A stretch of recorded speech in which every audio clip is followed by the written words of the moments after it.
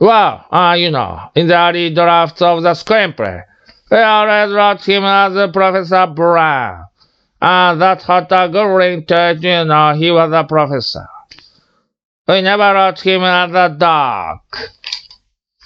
She Scheinberg, the head of the studio, insisted that we change his title from professor because he thought it just sounded too corny. There's that famous Scheinberg story which he can tell you he had 3 notes when Steven gave him the screenplay to read. One was that we couldn't call the dog Professor.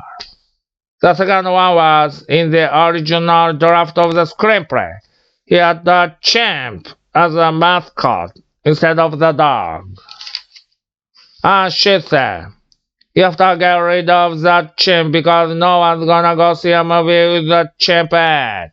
Ha ha ha. We actually had this meeting with him. It was hysterical. He said, I've done the research. No movie with a chimpanzee has ever made a profit. Ha ha ha ha. I said, well, in the 80s there were these 2 Clint Eastwood movies. Every which way balloons any which way you can. I said, what about those movies shit?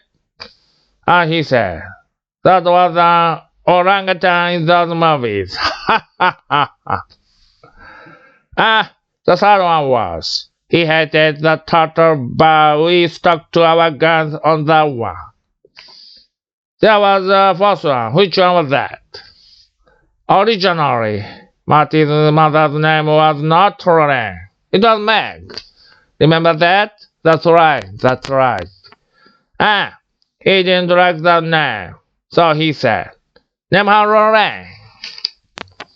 Coincidentally, his wife's name is Lorraine. So we knew how to pick our battles. Because, I think his comment was, nobody's gonna go see a movie with the word future in the title. So we decided that was the one we would give up the others.